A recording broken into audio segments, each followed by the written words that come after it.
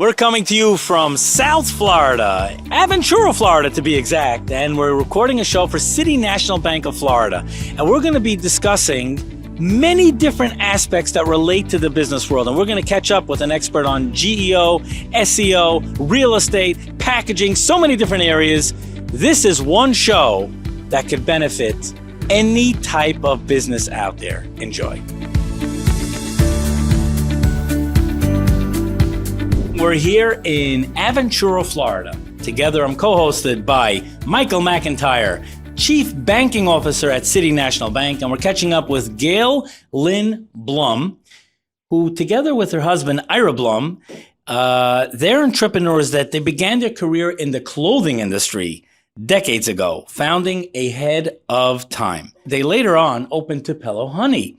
And now, which operate, you have two branches, one Correct. In Aventura, South Miami. Welcome to the show, and I'm going to hand it over to my colleague, Michael McIntyre. Gail, good morning. It's great to see you. Good morning. I think you and I'm going to go out on a limb and say we had a long night last night. Today is Friday, January 9th, where we're recording, and last night there was a game or something. What was on last night? It was a fantastic game. We were up at the edge of our seats. University of Miami pulled out their third upset of the college football playoff, it's all about beating Ole Miss, and now they'll be coming back here to play the final on January 19th here at the Hard Rock Center. So it's been a long night for a lot of folks, but I'm so glad and grateful that you made it over here this morning, bright-eyed and bushy tails. Well, with the win, of course. Gail, I mean, as I do this all the time, the best part of my job is talking to clients, and so I always ask one question to kick off. Tell me about your business. Tell me about your history. What brought you here, and how are you so successful? Well, my husband actually started the business before even the Aventura Mall was built, which is right behind us. Wow. We've always been in the jean business, always a cutting edge of which is the newest, hottest line. And we have stayed true to who we are since the 70s. Wow. Now, any business that's around for decades faces big decisions. Perhaps you could share a moment where, I'm sure there are many, but something that comes to mind that like, oh man, we're like, ooh, do we go right or left? Well, over the years, from the gas crisis to 9/11 to COVID, these are all huge things that happened for everybody. And there were times we were like, how could we even manage to navigate? And I have to say, it was the community and our loyalty from our customers and our loyalty from business associates that helped us navigate through all those to say to ourselves, we are going to continue. Very special. Now, obviously, if your customers are that loyal, you're doing something right. Perhaps you could talk about that. Well, I think we are very true to what we do. And perhaps, I'm sorry to interrupt. Yeah. Tupelo Honey. Oh, yeah. Describe what the business is all about. We are a elevated, high-end denim store, men's and women's. Okay. We try to always be ahead of the curve with what's the newest trend, the newest manufacturer. I could use some help in my wardrobe, so if you help me get ahead of the curve, I'd be very grateful for that.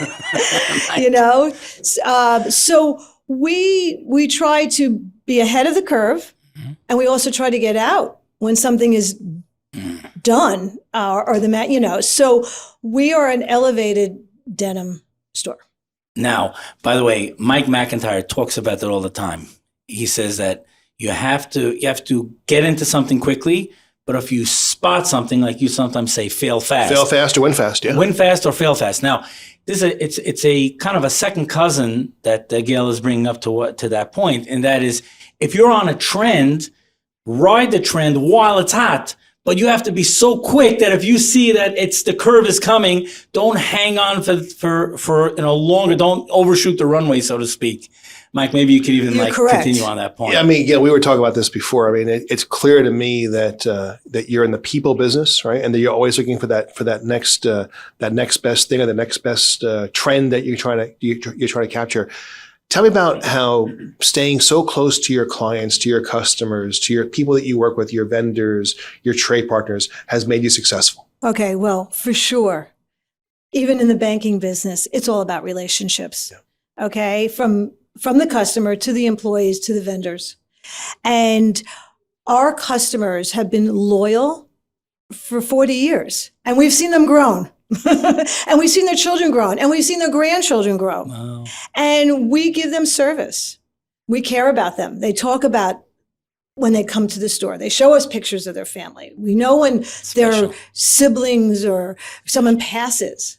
We give them, send cards. So we have a special connection with our customers as well as our vendors, employees.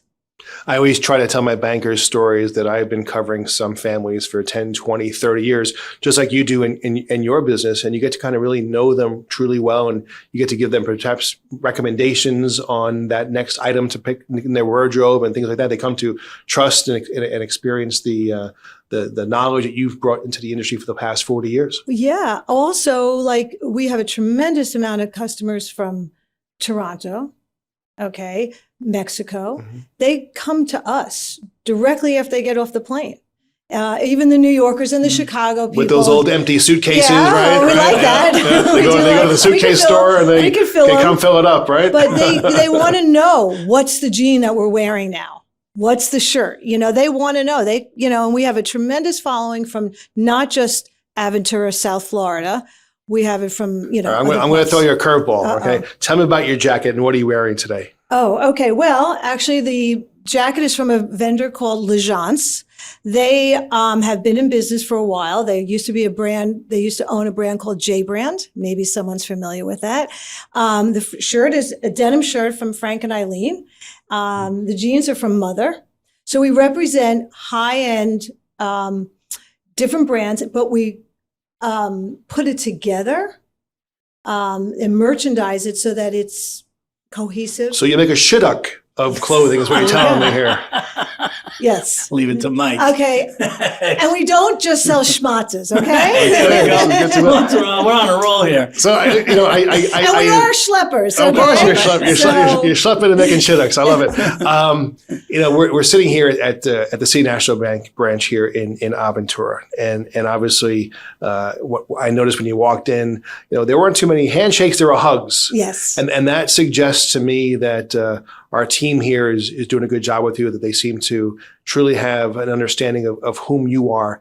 Tell us about your banking partners and what you look for when you're looking at banks. Okay, well, I have to say here, first of all, from the tellers to including you, everyone has always been welcoming here and makes you feel like family. And that's what we do on our end at Tupelo Honey. Now, I've had one or two issues and with some fraud that had nothing to do with you guys. Mm-hmm. And the staff here has held my hand, walked us through it, and was there for us. And we have, because of that, have had no problems whatsoever.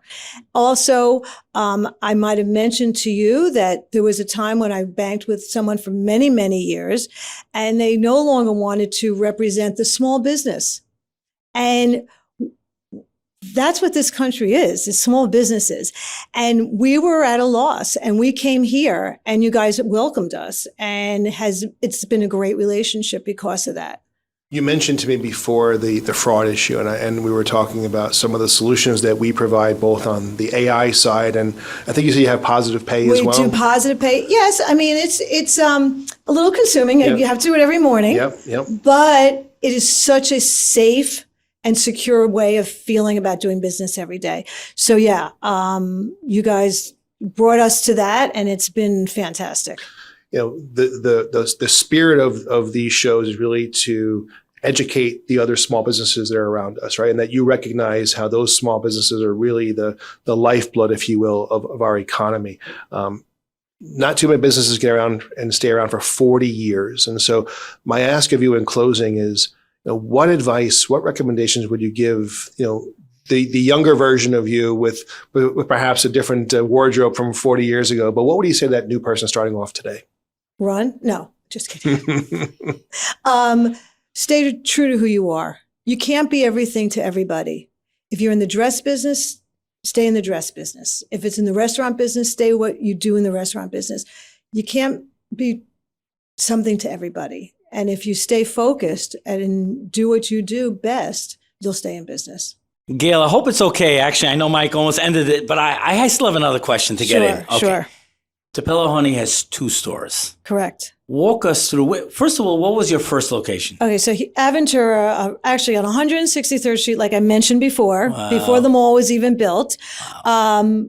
My husband started the store. And in 1996, we decided to open in South Miami because we had such a great little thing going. Mm-hmm. And we opened in 96.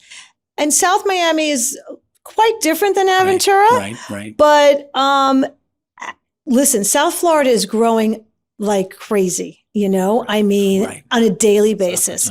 And we have a niche in South Miami as much as we have one here, a little different demographics, but the customer is elevated as well. And they will only also want what's the newest and what's on trend. But just if I could hold on to this, because it's, when a business is growing and scaling, but yet at the same time, it's so exciting. You have something amazing going in Aventura, but you're like, I see opportunity somewhere else, but I don't want to lose focus of what's going really, really well. What was that like? How many sleepless nights? Well, I have to be honest. My husband and I make a great team. And our son, Jordan Blum, is also now with us. So he has his eyes more on the South Miami store. We have our eyes more on the Aventura store. But as a group, the 3 of us have able to keep it going. Special. I can get in one more question. One more. How special is it to have a child in the business? It really is great. I know there's a lot of families that say, oh my God, father and son or whatever. He has really been an asset to us. Our grandson, his son, is just adorable. And he loves to wear his jeans. He wears his denim tuxedo. And we hope that he actually goes into the business too one day. Well, let me warn you about that right now. So I've been covering some clients for 3 generations. And what happens is, they're on your knee for the first couple of years, and then you see them kind of evolve and grow up. And then they come to you in their early to mid 20s and they say, I want to borrow a gazillion dollars and do some crazy transaction. And my response is absolutely not. And they keep dripping on me. I said, well, if you don't stop, I'm going to call you father or I'm going to call you grandfather. And then they stop. Right. So just get ready for that. Well, first of all, I always tell Jordan, give me $1 million and I'll call it even. Mm-hmm. That's the first thing I tell him all the time. The other thing is we're trying to explain to him too, that there are tough times at times. If it's COVID, if it's 9/11, and you have to have money saved for those times. You can't, you have to have resources in your business. So we're trying to teach him that as well. Very special. Gail Lynne Blum, co-owner of Tupelo Honey. Thank you for joining us here on Mind Your Business. Thank you. We're here in Aventura, Florida at the beautiful offices of City National Bank. And we're speaking with a variety of entrepreneurs and business owners that know how to get things done, know how to build businesses. And now we're catching up with Michael Abitbol and Michael Salvaggio, co-founders of SEO Brand Corporation. Thank you for joining me here on Mind Your Business. Thanks. Yeah, thank you for having us. So who's going to jump in? Tell us a little bit about SEO Brand. Sure. So SEO Brand is an AI-powered search marketing agency. We specialize in lead generation for enterprise businesses, small, medium-sized businesses, really, depending on what the situation is. We look at businesses and try to figure out how to grow their overall client footprint. Okay. Michael? Same path. We've been doing this for the last 20 years. We've built this agency from scratch when internet marketing wasn't even the thing. So we saw it evolved and adapted the last 20 years. Now we're talking more about AI. We're talking about new technologies. Now this is amazing because here you're talking about an agency, it's around 20 years, and you're in an industry that moves, I'm going to say, almost like at the speed of light. right? I mean, it moves Even very even fast. Very faster. fast. Yep. Very fast.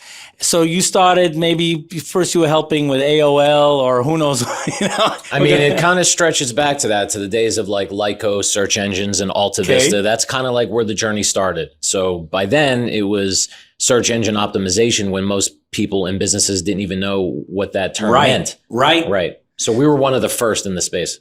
And now you went from SEO, GEO, you're in that whole space, AI. Correct.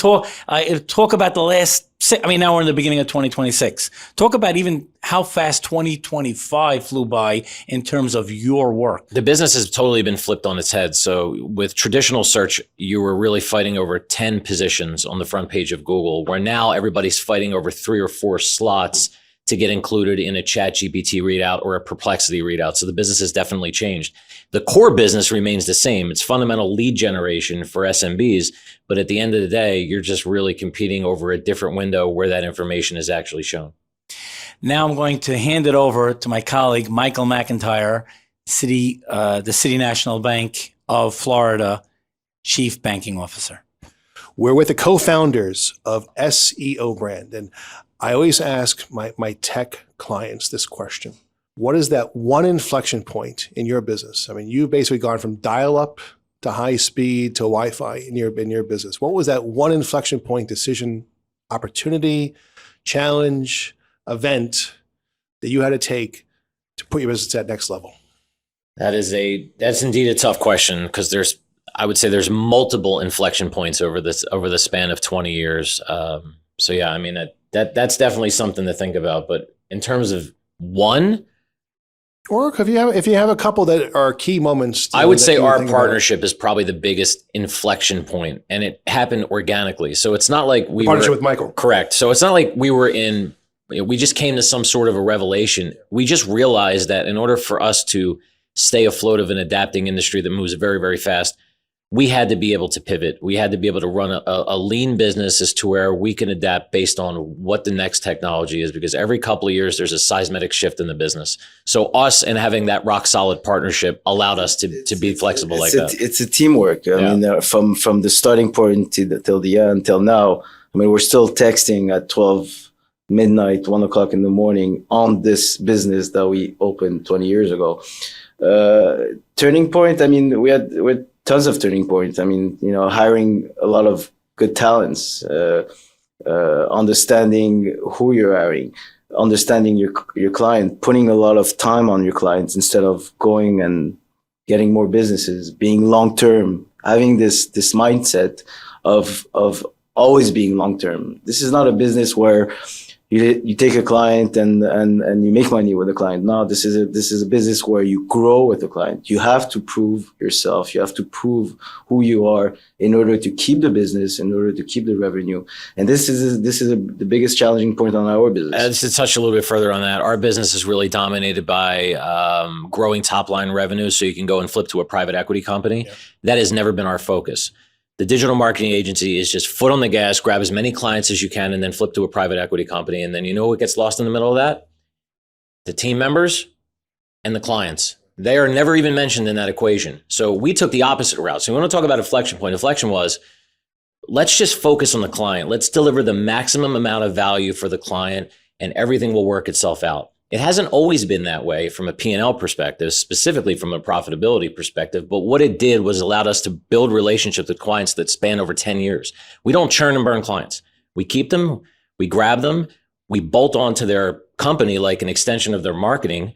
And then we try to become irreplaceable. I want to come back to partnership, because that resonated with me in a lot of ways. We are here to truly try to help that next generation of small business owner, right? That next generation of those UM grads we were talking about earlier before, right? When going into business, what are the things that you guys thought about to really form that partnership? What were the things you discussed? What were some of the concerns that you had? What made you guys decide to start trust? Talk about that. Trust is I mean, a partnership is exactly like getting married, right? So love in first sight. Does he know what a shidduch is? Does he know what a shidduch is? Yeah, all right, good job. I'm well versed. Good man, good man. Yeah, so it's just the profile. I mean, we got together at the beginning, and we felt it, and till now, thank God, with the help of God, we've achieved a lot of things. But yeah, trust is a big thing, because you don't want to be partnered with somebody that you don't, you partner with yourselves, of course, and then obviously you partner with third parties. Perhaps you could talk about how you chose your banking partner. Yeah, that's a great question. So we've also surrounded ourselves with people that have high levels of integrity and trust, and that was one of the reasons why that we went with we went with the bank that we went with. We went with Felipe Rodriguez. I mean, the banking relationship for us provided us, all types of things that perhaps we weren't really sure was possible. And with City National, it's just been, it's probably one of the best decisions that we've made, because we had personal experience. I mean, with a banker that we've never had before. Like, we were just transactional with Bank of America. Not the bank, nothing's wrong with a transactional relationship with a bank, but when you have a true financial partner that could guide you through a black swan event like COVID, with all the PPP stuff that was happening over the last couple of years, and providing liquidity for real estate projects and expansion and growing of the business when we needed operating capital. We got to a point where we bootstrapped it and got to that point where we just needed it. And City was there, and it's been an invaluable resource. So yeah, trust with obviously your business partner, but also from the partners and the vendors and the service providers that you surround yourself with. We're speaking to the co-founders this afternoon of the SEO Brand Corp. Gentlemen, as we close this out, again, thank you for your time today. We had a big victory last night with the U coming back home now to play in that championship game. You talk about all these different industries that are changing at such a grand speed, grand pace. As you think about advice that you would give to those kids that are, I think probably still sleeping right now, or perhaps recovering from last night, what would you tell that population? I mean, I could think of a couple of things to say, but what I would say, in a day where you can press a button and get instant gratification, I think kids have become conditioned to think that everything happens very, very fast. Our story shows the complete opposite. Good things take time to build. I mean, we're celebrating our 20th year. Just a little bit more patience, things will happen for you.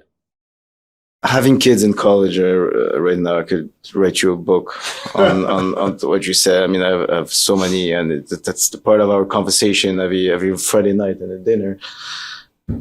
They have to work. Like you said, nothing is easy. They think that everything's easy, yes. Right? Social marketing, everybody's making money in 2 seconds, right? It's completely the opposite. And having failures is great. I want to have my kids to have failures in order to understand, what it takes to arrive to your goals, right? Which is not easy. So they have to work, and if they could, go back to the old school mentality, it would be good for them. Taking our examples, listening to us, what we did, instead of going, like you said, clicking on the button. And this is the challenging part on our life is to navigate this. Exactly. To navigate this, yeah, it's not easy. Gentlemen, thank you for your time today. Thank you. Thanks for having us.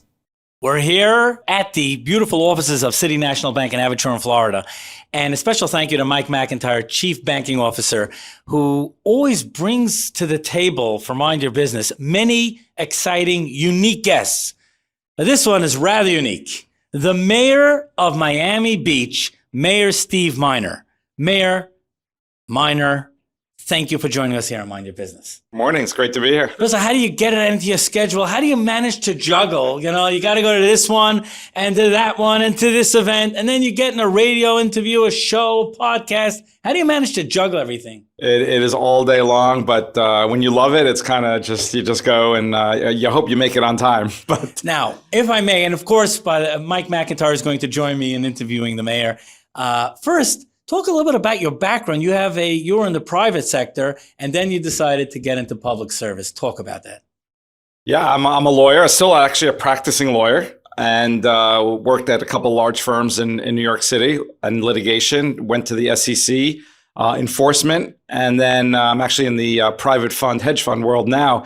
But I was in my mid 40s. If you told me about 8-9 years ago that I'd be mayor of Miami Beach, I would have said you're absolutely out of your mind. It wasn't even on my radar, and it just shows you how life can change. And we can get into the reasons, but I love it. I'm happy I did it.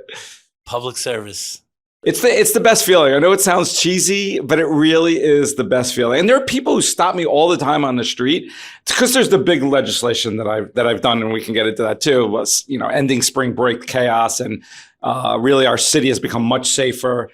But it's the little things too. People stop me on the street all the time. Mary, you help me with this thing, and it's something that I forget about because it's every day, all day long.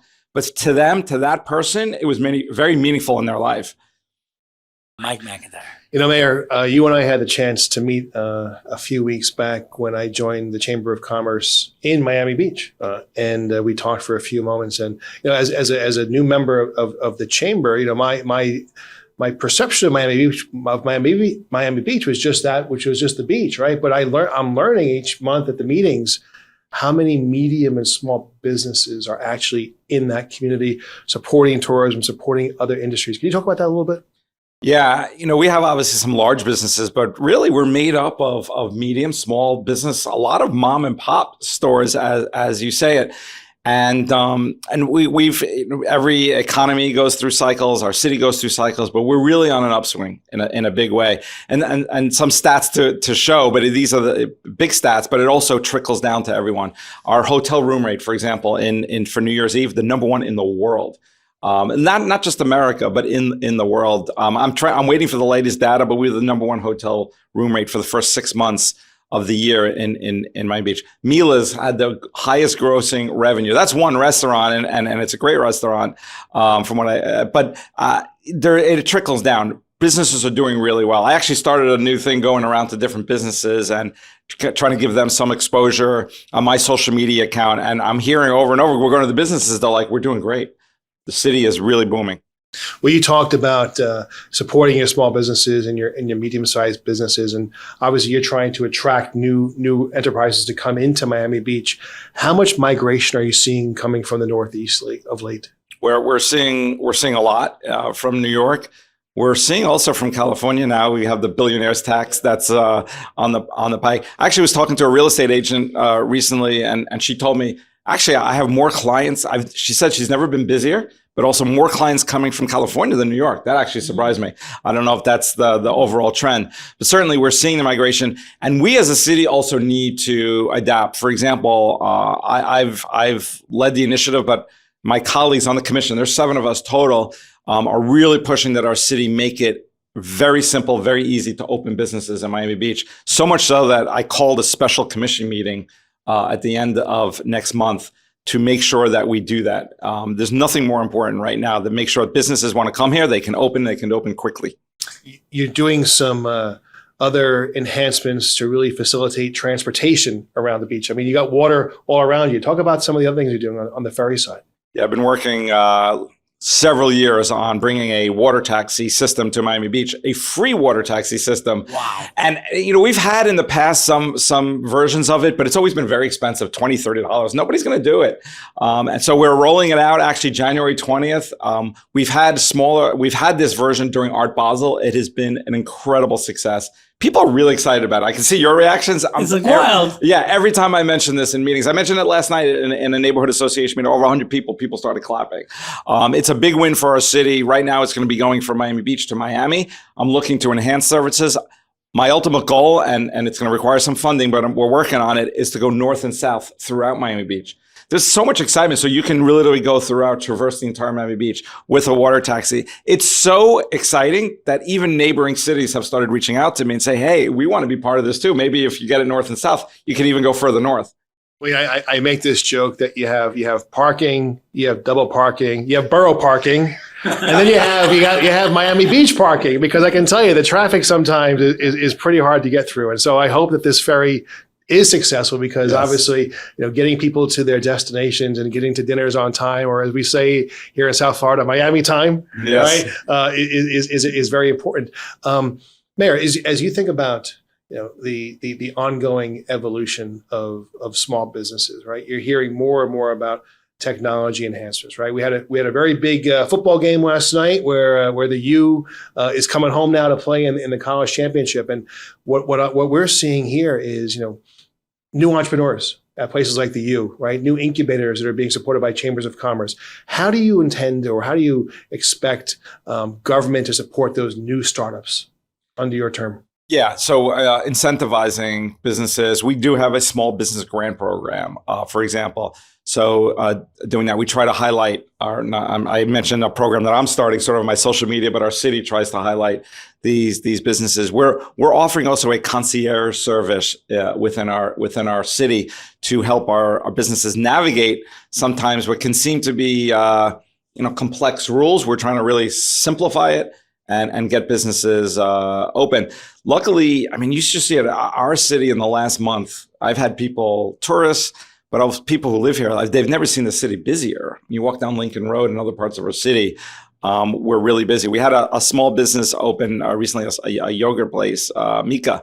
They have 19, I see nods, they have 19 franchises. The owner told me they've never had anything like this. When they opened a month ago, they said, we had already expand hours of operations, hire more workers. The line is literally out the door. This came up at the chamber meeting earlier in the week.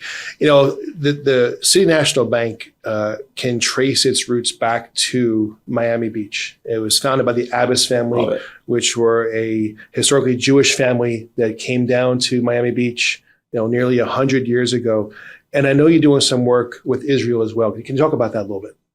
Yeah, first, our city stands strong with Israel, and also the fight against anti-Semitism, which has exploded. But in the private sector, I do have most of us in elected positions in these city governments have other jobs. I'm a practicing attorney, and I work with a private fund, essentially a hedge fund. It's called the Resilience Fund, relating to Israeli agriculture. So it's great. We're working with government officials in Israel, with farmers, and really the purpose of it is Israel needs to be self-secure. Certainly with food.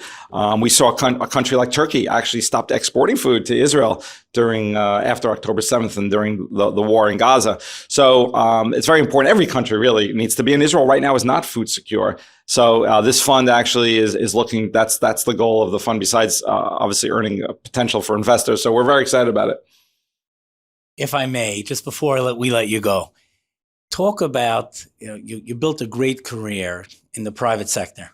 And then you decided, I'm going to become a public servant. It's very special. Talk about that. It is. It's one of the best decisions I made in life. And sometimes my friends joke at me, "Oh, you crazy? Did you hit your head?" But it started small. It wasn't like I woke up one day and said, I want to become the mayor of Miami Beach. It actually was in my area. I wanted more policing, more police presence, and more lighting. Really a safety issue, economic growth issue. And it started small. I just started going to some meetings, started reaching out to the commissioners at the time, and I couldn't get anything done. And it was very frustrating. And I'm a very persistent. I'm a very persistent person. And when I want to get something done, I don't stop. And I literally didn't stop. So much so that I ran for office. And guess what? I got the more policing, I got the lighting, and not just for the area I was living in. That was my initial goal for all of Miami Beach. And so I'm very, very proud of that. Mike, any final thoughts? It's an honor to have you here today. We have a branch, obviously, in your territory in Miami Beach. And on behalf of the bank, thanks for your time today. No, absolutely. Thank you both. And thanks for being a partner in Miami Beach with us. Mayor Minor, Chazak Baruch. Amen. Chazak Baruch. And now, from the location Aventura, Florida, City National Bank, we're going to speak with Hernan Leonov, real estate investor and principal at the MG3 Group. Hernan, thank you for joining us here on Miami Business. Thank you for inviting me.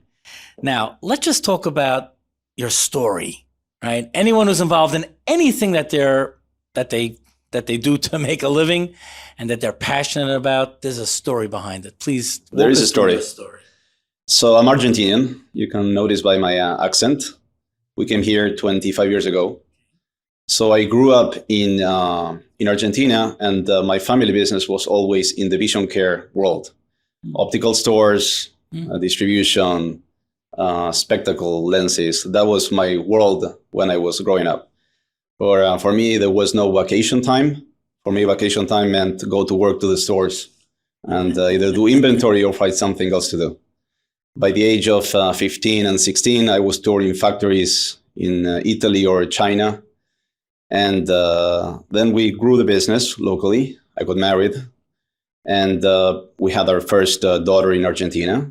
And there was a turmoil in which there was 1 week that we had 5 presidents in 2021. That's when my wife got a little scared and we decided to change gears and move to America. So we settled here in Aventura. And I started doing some vision care business related to the industry. And I started investing in real estate projects with some friends. And in one of these projects that I was investing, we ended up being an LP with Lehman Brothers in 2007, which at that time was one of the greatest partners you could find. And one of the tenants in this property that we have been acquiring ended up being a charter school. At that time, I had no idea what a charter school was. And then 2008, 2009 came the crash. Lehman Brothers was a partner and also was a lender, so they ended up foreclosing and keeping the property. As I said, one of the tenants in this property was a charter school. And after meeting the people for a few times, then they expressed their need of a new facility somewhere in Palm Beach County. Okay. So after learning what a charter school was, then we started finding property and ended up building our first charter school in 2009, 2010. Fast forward, we became the largest developer for charter schools in the state. Wow. We've done over 50 charter schools in most of the counties in cities from Homestead all the way north to Jacksonville, and that's been our main industry that we've been growing since 2009 all the way until 2022, 23. It's fascinating. So many businesses, they learned how to turn a problem into a solution. Here you took something which could have been going back to 07, 08, which was like the world is crashing in, and yet that turned out to be the recipe for your greatest success. Thank God, basically, we find this opportunity, which was a completely niche market, and ended up growing it. And that was the biggest engine that we had in our company. We're 3 partners. My 2 partners are also Argentinian. One of them comes from the textile world, and the other one is coming from construction. But so we all kind of merge into a diverse, abilities. Amazing. I'm going to hand it over, Mike McIntyre. And Nan, we hear a lot. We were talking to another partnership before you arrived today. What made you decide to partner with those 2 individuals? What were the characteristics or the qualities that you were looking for that made you comfortable enough to take the risk to partner together?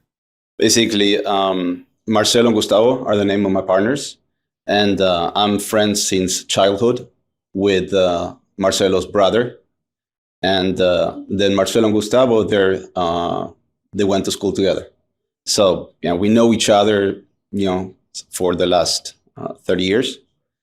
And we've never had any argument amongst our partnership. I think that one of the key elements of our growth is the relationship amongst the 3 of us. And when we have to talk to banks or to any group, basically you identify, or brokers, but when they have to award a deal, is that usually now it comes down to, when they deal with other institutional buyers, they go through one committee and another committee, and nobody feels that they're dealing with decision makers. And basically the 3 of us make decisions, sitting in one table, and thank God we had no arguments. So you're currently structured as a REIT, correct? Mm-hmm. For the average viewer, can you explain what a REIT is? A REIT is a real estate fund, which, the only thing that REIT is a tax classification amongst the tax code. But regardless of how it's taxable, it's a group of investors that own shares amongst a fund of properties. And our REIT is private. There are other real estate funds that are publicly traded, but there's no much difference amongst the REIT and the real estate fund. It's just a taxable code. It's a vehicle. It's a vehicle. So in theory, a REIT could have 3 or 4 different properties that are totally different from each other, but are available to the shareholders or to the members of the party. Yeah, basically, they need to have a certain size in order to be viable. You need certain regulations. So a small REIT, the cost end up being a burden to the investors. So we discussed essentially 3 or 4 inflection points over the last 25 years, which really drove your business to where it is today. And obviously, not every opportunity that you come across is the right one. How do you manage the risk of determining where to make your future investments? I used to say that in 2010 or 11, in order to do a good deal, you could be a butcher, and anything you would buy with the world. I think that today you need to be a microsurgeon in order to find a deal.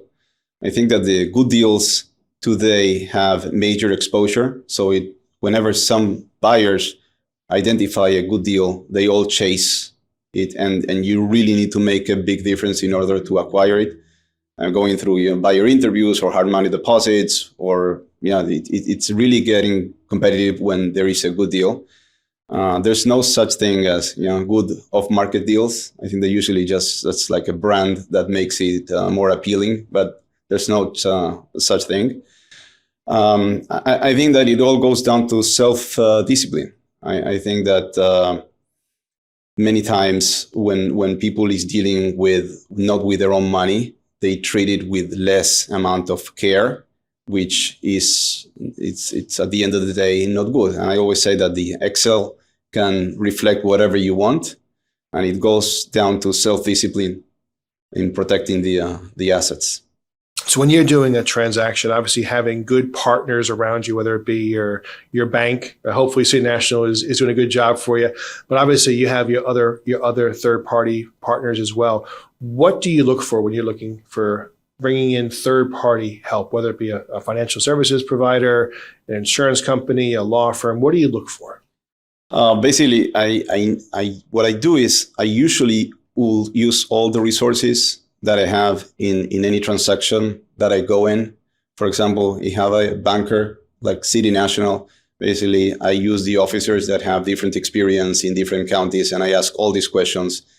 About even doing my research, or I do it with any of the professionals that surround me.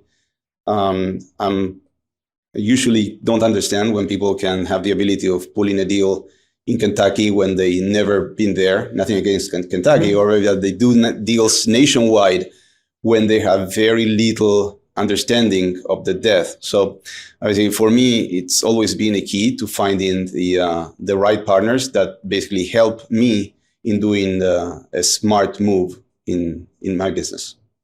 So I have 2 questions before I turn it back over to Yitzchok. The first one is going to be much more of a more fun question. And then the next one will be really more about advice.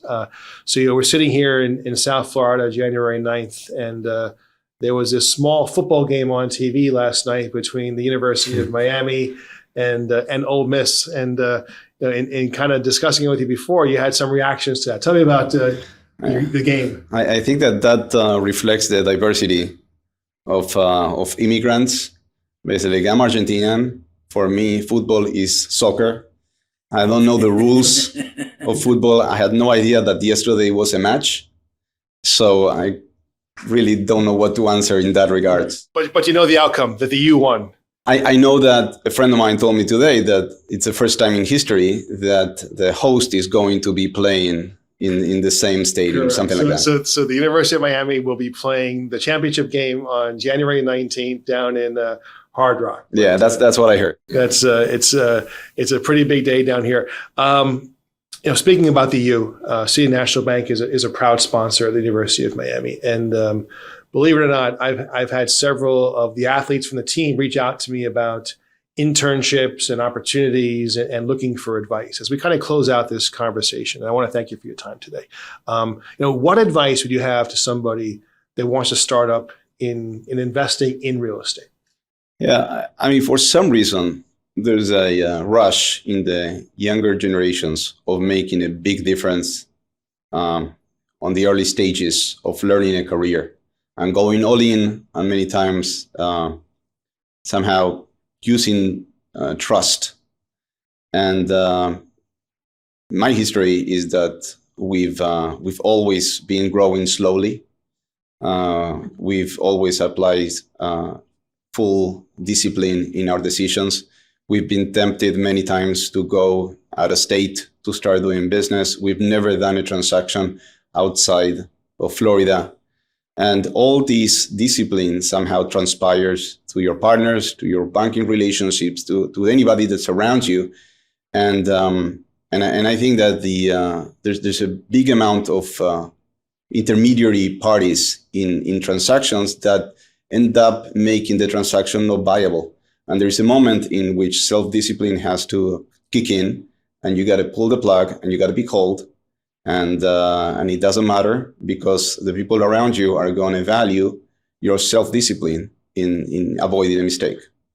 Hernan, if I may, just before we close this out, a little similar to what you're talking about, but perhaps you could share a tip from your life of experience. And you have your very interesting multi-dimensional approach, because again, you're from Argentina, you did work in Italy, and now you're in Florida. What is an advice you can give to someone that where you can they could balance the outlook between day-to-day responsibilities and still keeping your eye on a prize, which could sometimes take years to accomplish? I can tell you our latest transaction that we did. We bought the distribution center for CBS in Orlando. It's right next, 2 minutes from the Epic new park in Orlando. We identified this property. We bought a property that carries a lease that started in 1975 when it was Eckerd Stores. And basically, inflation played a role in affecting the value of the property in a very negative way. And sometimes the players that could buy these type of properties are looking for an immediate return on their money. And this was a property that, as I said, started in 1975 on a lease, and we're coming to the end of the lease in 6 years from now. So we bought this property, and basically we won't see any cash flow or barely any cash flow for the next 6 years. Wow. Okay, but we know that in 6 years, this is the last renewal that they had, and then it goes to fair market price, or we're going to find the opportunity there. So in order to make a decision today, unfortunately, an investor will have to think that they're not going to check all the boxes. They're not going to have the great property with a great return with all.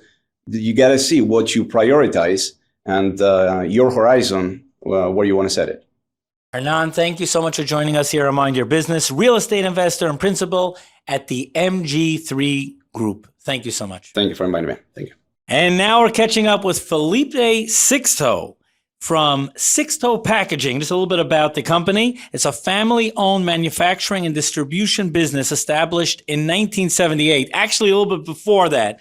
But the company specializes in flexible and laminated packaging for a wide range of industries, including food, medical supplies, consumer goods. Thank you so much, Felipe, for joining us here on Mind Your Business. Thank you for having me. So let's start with the story. You discussed your family. Your grandfather was in this business?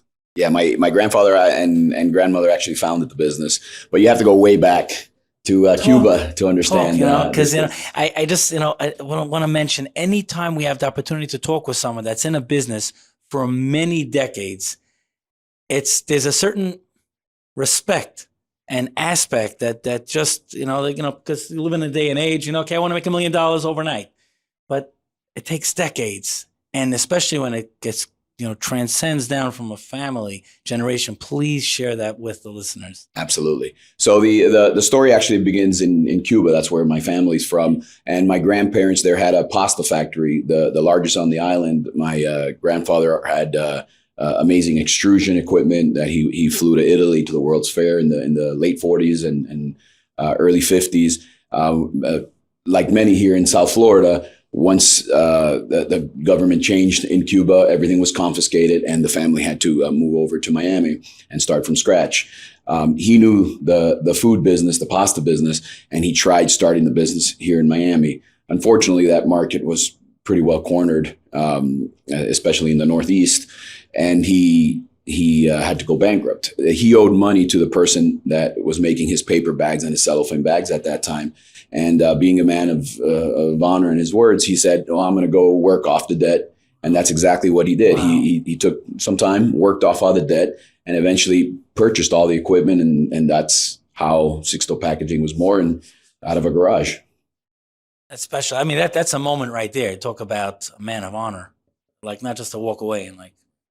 Sixto, we've been talking to various guests today about partnerships, right? And how important it is to pick the right partner. And the word that we keep hearing, over and over is trust. But I think in your example here, it's honor, right? You work with honorable people and you build a successful business. We were talking before we went live here. You're essentially an international business. I mean, you're doing work here in Florida, but you're also manufacturing and exporting into the United States. Talk about that.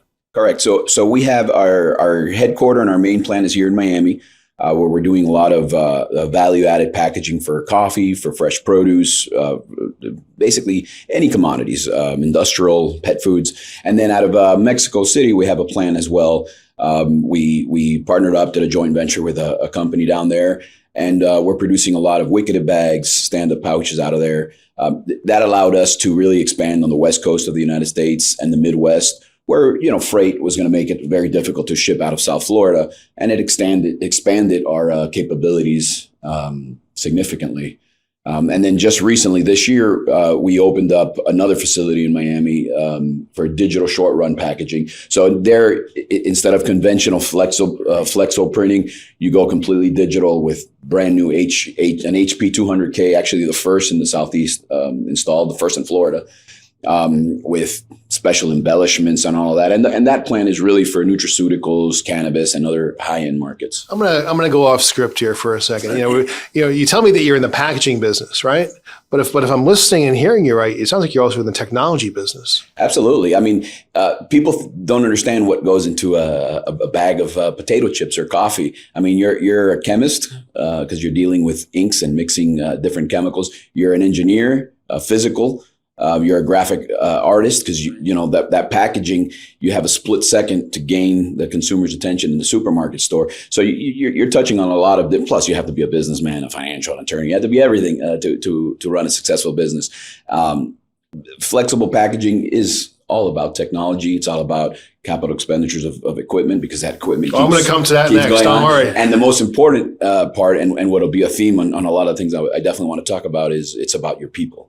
And that is crucial to who we are and the way we run our business. We've heard today how important honor and trust is in selecting partners. We've heard how important it is to have strong third-party vendor relationships, whether it be with your suppliers, your bankers, your professional services. But we've also heard about a business owner, and just listening to you right now, it sounds to me that you're not just wearing multiple hats. You're wearing hats and gloves and design and glasses and everything else like that. I'd love to understand, about your family-owned, your multi-generational. How do you maintain that continuity? How do you? I think we were talking about you were able to find online some of the legacy formation documents for talk to me about that, but then also talk about that's intrinsic value, right? It's a value to you, to your family. How do you push that down to that next generation? Because the reason why I bring that up is, I'm on my third generation of clients now, and sometimes I'll talk to the younger generation. They're more ambitious, and they'll come to me with some crazy ideas or thoughts, and I'll say, well, maybe not yet. And they keep persisting. So, well, if you don't stop talking about it, I'm going to talk to your father or your grandfather, and they calm down. How do you balance all that? Well, I like to say we're a 21st century company with traditional old-fashioned values, because we run our business like a family. I mean, I remember as a young boy, I would go in there. I was, in elementary school, I'd go and jump in the garbage and squish it down and do things like that. Then in high school, On the summer breaks, I'd go and start running machines, and I was there with my grandmother. By that time, my grandfather had passed, with my grandmother, who worked every day until 90. She was there, really being a mentor to all of us, my fathers, my uncles. Fast forward down the line, my son, when he was 7, 8 years old, he would come in and go doing the same thing. Well, he went into the military. He served his time. Then he went to Clemson, got a packaging engineering degree, and now he's our night shift plant manager. So he's really learning and growing into the business. So just like I was groomed, and of course I had a different set of skills, we've been able to groom him with his set of skills to bring new ideas, new blood into the business. And that's something that just keeps repeating itself. Right now I probably have 8 or 10 nephews. Plus I have 2 younger sons. They're still a little too young to get into business. But our plan is, try and find what they're good at.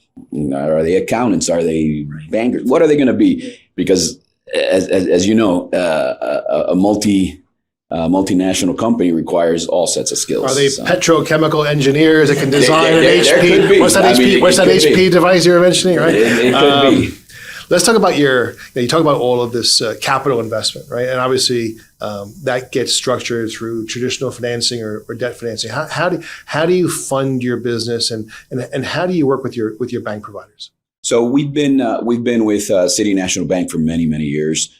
We value the relationship and the trust. I could speak very clearly to about 10 years ago, maybe a little longer, 15 years ago, we were going to undergo a major expansion. That's when I joined the business full time. And, I did an analysis, and I came up to my uncle and my father and said, listen, we really should do this and this and this. And it required significant capital. I mean, moving facilities to a much larger facility, purchasing equipment. I mean, probably $10, $12 million worth of equipment to really get started. And at that point, we were working with different name, but still City National Bank, still the same people we work with today. And we brought a business plan to them. And the financials and the spreadsheets perhaps didn't make as much sense as the vision documents. And the reason we're sitting here today, the reason we've been able to grow as much, is because in that meeting, that banker had the faith and saw through the numbers, and we were able to get the financing we needed from you guys. We've spoken to a very diverse group of clients today, whether it be manufacturing companies and design companies. I'm going to call you an IT company today. But one of the things that that we're all celebrating today here in South Florida is the big win last night from the U, right? And they're going to be playing in the championship game. It'll be the first time the host city is hosting their own university. And I've had several of the players reach out to me during the season looking for advice and insights on their own careers. And I keep saying to them, go win some more games, and we'll talk in February. And it looks like this is going to probably wind up happening. We'll talk to most of these kids in February. But I mean, a multi-generational business like yourself, the evolution of your industry, the new things that you're going into, what advice can you offer that next generation, the children that you have, or the children behind those folks, as to what they should be thinking about when they're entering into their own desires to start a business? Well, for me, the most important part of any business is those partnerships that you create, the relationships that allow you to move forward, whether it's customers, because when I'm out there selling, when I'm out there trying to acquire a new customer, I make sure and tell them, listen, we don't see you as just another customer. We don't want to be just another vendor. We want to be your strategic partner. When things happen, we're going to be there to support you. We expect the same from our suppliers, from our bankers, from our employees. So really, it's build those relationships, listen to your people, listen to all of them, and get that feedback. That's basically it. If I may, Felipe, just to come back, because it's such a special point about a business that's staying in the family. It went from your grandparents, your parents, yourself. Now you have children in it. What's a tip that you could share for people out there? And again, there are many businesses out there that are thinking like, at some point we're going to hand it down to the children. What are some tips and techniques that you could share? Or learnings. Yeah. I mean, you also have, as I'm learning about your business, it's not just, one branch of the family tree. It's several branches and cousins and uncles and tios and tias and the whole thing. So we have probably 8 or 10 people in the family right now in the business. Whether it's my cousin who's our plant manager in the day, my other cousin who he's a firefighter is his day job, and then he comes and he does all of our local deliveries. So we have different people doing different things. We have a couple of young nephews who are in college now, 18, 19 years old. And they come, they work 2 days a week, 3 days a week, under days off. Sometimes we have them sweeping the floor. Sometimes we have them, packing or starting to learn. Now, by the way, that's a great point, because family cares. So when you say sweeping the floor, so maybe you could even talk about the dynamic of the challenges that family has and the opportunities. Well, one thing we don't believe in is nepotism. We don't want to just you're the son or daughter of the owner and you're just in automatically. No. The way I did it and the way my father had me do it is go out in the real world and get an education, get a job, understand, and then bring value back to the company. Because that's what it's about. It's not about just having a handout and we owe it to you because you're blood. No, you're blood and you'll be taken care of. But if you want to join the company, if you want to add value to the company, you have to bring value. And that's what I did with my son. He was able to served in the Army. He did his 6 years. So he learned plenty of skills there, skills that he's implementing right now. Because again, being a family-owned company, one of the challenges we've had is going from semi-mom and pop operation, although maybe not in scale, but in mentality. I brought in new blood.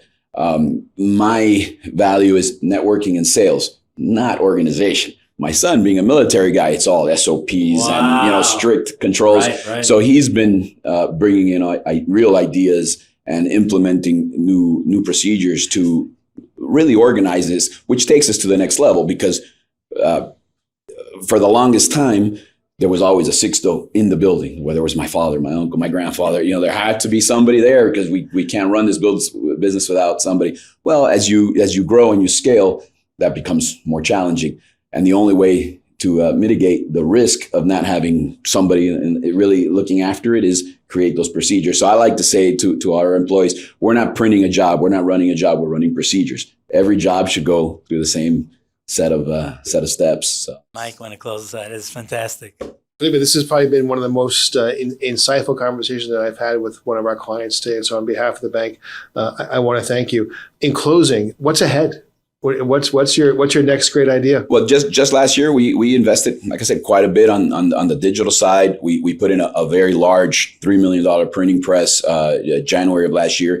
2025 was all about learning how to use it and getting all the bugs out. 2026 is scaling, growing. We're looking to double or triple our business by 2030, bringing more jobs to South Florida. So we're going to rely on our partners like City National Bank to make sure we can do that.